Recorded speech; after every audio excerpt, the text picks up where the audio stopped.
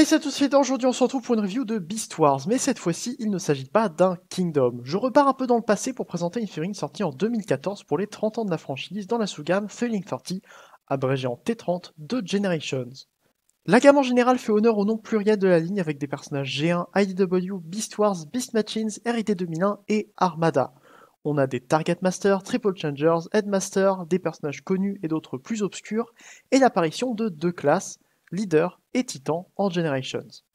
Une vraie fête pour les 30 ans de la franchise et un événement très particulier en rétrospective. La figurine dont je veux parler aujourd'hui est Rhinox Thing 30 vendue en tant que Voyager Class. J'ai réussi à le trouver très récemment et je l'ai acheté juste avant la révélation de son homologue Kingdom. Et honnêtement, je ne regrette pas d'avoir choisi cette version plus ancienne. Rhinox est ici le quatrième molde du personnage après son jeu original repeint de multiples fois, une version transmétade réutilisée dans Armada et une version fast-food absolument affreuse mais qui la rend tout aussi géniale. Vous pourrez voir très prochainement une review de la version Armada sur la chaîne de TF Toybox, donc allez y faire un tour et abonnez-vous à lui juste après cette review. On retrouve ici la version Thing 30 dans son mode alternatif, un rhinocéros dont je ne saurais trouver l'espèce exacte. Tout comme Waspinator et Rattrap sortis dans la même gamme, je le trouve très réussi dans ce mode, même s'il est un peu rigide. La tête a une bonne forme avec deux cornes en plastique un peu plus souples, mais pas non plus totalement mou. La forme est en général plus réaliste que ce qu'on avait dans la série, avec des yeux plus petits et entièrement peints en noir. Les oreilles sont également en plastique souple. On peut voir les dents peintes en blanc, mais le doré à l'intérieur de la mâchoire inférieure et la tête du robot sont visibles si on ouvre trop. L'axe d'ouverture de la mâchoire est d'ailleurs trop en arrière, mais c'est pour la transformation. On peut utiliser l'articulation de la tête pour donner une bouche ouverte plus convaincante. Je n'ai rien d'autre de spécial à dire sur ce mode alternatif. Les détails de peau sont assez discrets mais suffisants à mon goût, sans peinture, et on reconnaît bien la forme générale d'un rhinocéros, qui se rapproche de celle d'une pomme de terre standard. Les pattes sont également bien faites avec les trois ongles peints en blanc. On voit certes les avant-bras derrière les pattes avant, mais je trouve que c'est acceptable. On peut difficilement faire mieux, à moins de désolidariser les avant-bras des pattes avant et rajouter ainsi beaucoup de pièces. On voit également les pieds du robot derrière les pattes arrière, mais ça reste assez discret. L'arrière de ce mode avec la queue est fait d'une pièce en plastique qui me semble plus souple que celui qui est utilisé vers la tête. Enfin, depuis le dessous, on voit quelques autres pièces du robot, mais je trouve que c'est en général bien caché. On ne se rapproche pas d'un Megatron Kingdom, mais pour la plupart des angles utiles, on ne voit quasiment rien. Honnêtement, je trouve mieux fermé que Dinobot Kingdom pour des articulations assez similaires. Justement, niveau articulation, la mâchoire s'ouvre comme je l'ai dit. La pièce à laquelle elle tient doit être correctement attachée ou elle tombera un peu. Mais de toute façon, le placement de l'axe de rotation ne donne pas vraiment envie de l'utiliser. Le reste de la tête peut monter un petit peu. Pour les pattes antérieures, elles peuvent bouger un peu vers l'avant mais tapent dans la tête. On peut cependant détacher les épaules du bras qui tient la tête pour amener les pattes vers l'extérieur et leur permettre d'aller plus vers l'avant. Enfin, les pattes postérieures peuvent aller vers l'arrière grâce à un jeu compliqué d'axes et de bras à l'intérieur de l'animal, qu'il vaut peut-être mieux ne pas trop utiliser. Concernant la taille, Rhinox m'a impressionné dans les deux modes. C'est certes un Voyager de bonne taille, mais il m'a paru particulièrement massif. Il est pourtant d'une taille tout à fait normale pour la classe. J'ai sans doute imaginé plus petit d'après les vidéos que j'avais vues de lui. Il donne donc bien à côté des Beast Wars Kingdom que j'ai précédemment présentés. Les accessoires de Rhinox sont rangés à l'intérieur du mode alternatif, je les présenterai donc en mode robot. En attendant, on peut passer à la transformation. Si on compare Rhinox au Beast Wars Kingdom, il ressemble plus à Megatron avec tous ses panneaux, mais sort aussi du lot avec une transformation bien plus explosée que le reste de l'équipe. En ça, il ressemble un peu à certains Transformers des films. Beaucoup de ces pièces tiennent sur des bras qui font graviter les deux modes autour d'une pièce centrale. On commence par relever la pièce arrière avec la queue pour la dégager du passage. Les pièces sur les côtés se détachent de l'arrière en les tirant vers le bas. Puis les deux morceaux arrière se détachent vers l'extérieur pour pouvoir ramener le dos et les cuisses du rhino sur ses pattes. On n'oublie pas de descendre les pieds avant de former les tibias.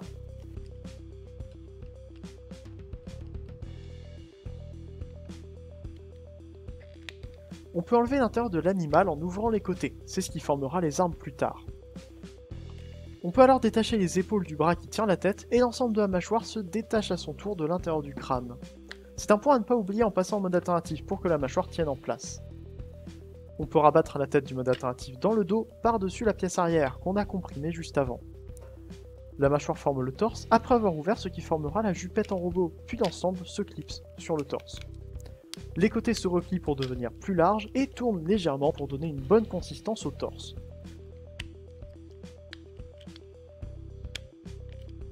Plus qu'à étirer les bras qui ont un cran dans chaque position et sortir les mains pour compléter la transformation.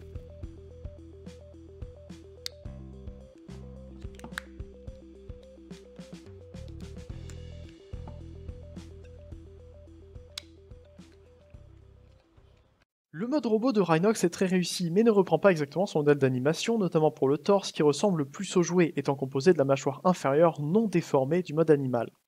Pour le reste, c'est très proche de l'animation. Comme on s'y attendait, on a du vert légèrement métallisé qui apparaît un peu partout, ainsi que du doré, ce qui donne à Rhinox une allure de robot portant un rhinocéros en tant qu'armure. Il est très large et reprend ainsi son côté fort et puissant. Concernant les détails, la tête est très bien faite, on retrouve bien l'esthétique de Rhinox malgré quelques différences qui ne sauteront qu'aux yeux de ceux qui ont vu la série plus de 3 fois.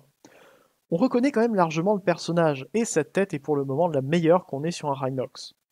J'aime beaucoup le doré sur le menton et les sourcils, et le logo Maximos sur la tête. Ils ne se remarquent pas trop, mais ils sont là, comme dans la série. Le torse, comme je l'ai dit, n'est pas celui de la série, qui est plus proche de ce qu'on a avec sa version Kingdom. Ici, on a cependant des détails peints sur les côtés de la mâchoire pour mimer un espace central plus étendu. Vous savez que j'ai un peu de mal avec les fausses pièces, donc quand on a ce genre de solution, comme sur Dinobot d'ailleurs, ça me plaît beaucoup. Les bras sont bien faits, avec des épaules massives et fermées à la différence du Kingdom, et elles ont même de la peinture verte à l'intérieur. Les mains sont bien et n'ont que 4 doigts, tout comme dans la série. Un détail qu'ils auraient pu oublier, mais qui est là. Il n'a juste pas les mains aussi énormes que sur son modèle d'animation, mais je préfère largement comme ça. Je prends un peu de temps pour parler de la ceinture de Rhinox. J'aime bien le panneau doré, mais j'aime surtout les fausses pièces de rhinocéros, que je peux toujours justifier comme étant des vraies pièces au besoin, qui forment encore des pièces d'armure sur le robot. Juste en dessous, les mollets sont énormes comme ils devraient l'être. J'aime le fait qu'ils soient fermés depuis presque tous les côtés, et même si on voit depuis l'arrière que ce sont d'énormes coquilles autour des pattes de l'animal, ça reste relativement bien fait. Les pieds sont simples et posent quelques problèmes.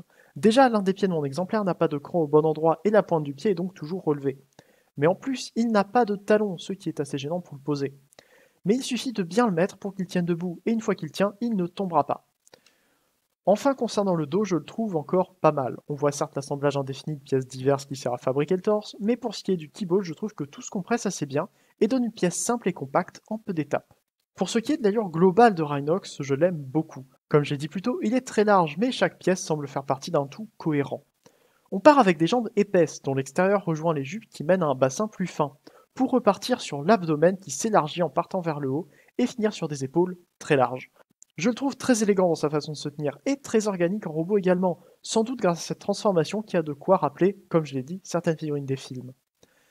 Mais il faut dire que les designs Beast Wars en général, sans prendre en compte la partie évidente, font assez organique en général, avec moins de formes brutes que les géants et beaucoup plus de courbes. Les articulations de Rhinox sont assez bonnes, ce qui a d'ailleurs été un point déterminant dans mon achat de la figurine. S'il n'avait pas tenu face aux autres Beast Wars de ma collection, je l'aurais certainement délaissé. La tête est sur un ball joint qui lui permet de regarder un peu vers le haut et vers les côtés. Le fait qu'ils doivent monter la tête pour la tourner me fait penser qu'ils devraient peut-être se tenir un peu penchés vers l'avant, ce qui règle d'ailleurs le problème de stabilité. Les épaules sont sur 2 axes qui empêchent de lever le bras puis de l'écarter vers l'extérieur pour viser sur le côté par exemple. Les 2 axes ne sont quand même pas gênés et encore très solides malgré les 7 ans de la figurine. Les avant-bras tournent et les coudes ne plient pas beaucoup. Pas assez en fait. Je m'en contenterai mais ça reste très limité. Les mains quant à elles ne bougent pas. Le bassin tourne et la jupette avant n'y est pas rattachée à cause de la transformation. Un autre axe de transformation permet d'ailleurs de ramener le bassin vers l'avant ou vers le haut si ça peut être utile. Les cuisses vont très loin vers l'avant et assez bien vers l'arrière. La rotation ne prend pas les fausses pièces du rhinocéros, ce qui pour une raison que j'ignore me plaît beaucoup. Ces pièces ne gênent d'ailleurs pas pour le mouvement vers l'extérieur. Enfin, les genoux sont eux aussi un peu limités à cause de la taille des mollets, mais je trouve que ça passe. Rhinox n'est pas le plus agile des Maximos de toute façon. Enfin, les chevilles bougent un peu sur le côté, mais c'est là aussi limité. C'est d'ailleurs plutôt présent pour la transformation, puisque les plaques qui forment les mollets forcent l'articulation à rester un peu pliée. Mais c'est là, et ça ne peut qu'améliorer la stabilité. Concernant les armes, elles s'obtiennent en dépliant les poignets avant de séparer les 2 côtés de l'intérieur du rhinocéros. On obtient alors les 2 mitraillettes si particulières de Rhinox, qui pourraient aussi servir de scie circulaire. J'adore les détails qu'il a sur les disques, même s'il n'y a pas de peinture, avec les 4 canons et une forme très reconnaissable en général. On a également des détails sur les pièces arrière. Ces 2 armes sont assez grandes et complexes et ont même un gimmick de rotation lorsqu'on appuie sur les boutons. C'est assez amusant même si ça risque de complexifier les possibles animations puisque les disques sont totalement libres et pourront tourner entre des photos. Encore une fois, niveau taille, il est impressionnant. Il est à peu près de la hauteur d'Optimus Prima et Dinobot suivant comment on le pose, mais il est 2 fois plus large qu'eux. Il ne semble pas très lourd, mais est bien plus massif, ce qui l'a encore permis de justifier sa personnalité. Et même s'il n'est peut-être pas totalement dans l'esthétique des Kingdoms, je trouve qu'il passe assez bien pour ne pas dénoter tant que ça. À part pour la stabilité, je ne vois pas trop de raison de changer de Rhinox si on a déjà le Feeling 30.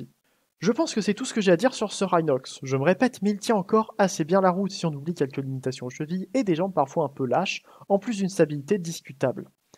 J'ai regardé récemment la review d'Emgo du Rhinox Kingdom, et pour départager les deux, je dirais que c'est un compromis entre les limitations de la version que je viens de présenter, l'esthétique un peu bancale à mon goût du plus récent avec un verre trop pâle et pas assez métallisé, et le prix auquel on peut trouver chacun des deux. Je recommande Rhinox Infinity, mais face au Kingdom, c'est à vous de voir. Par contre, TF Toybox pourra sans doute bientôt vous éclairer un peu plus puisqu'il prévoit de faire une vidéo sur cette version très bientôt. Faites donc un tour sur sa chaîne pour voir les différentes reviews de Rhinox qu'il proposera.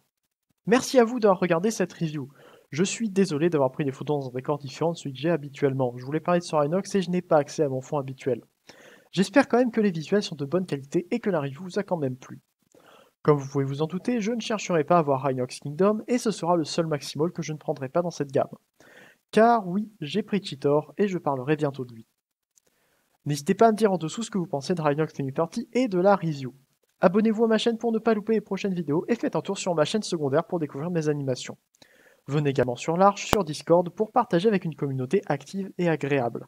On se retrouve bientôt pour une prochaine review. Stay there, fin de jour, fin de toujours et salut.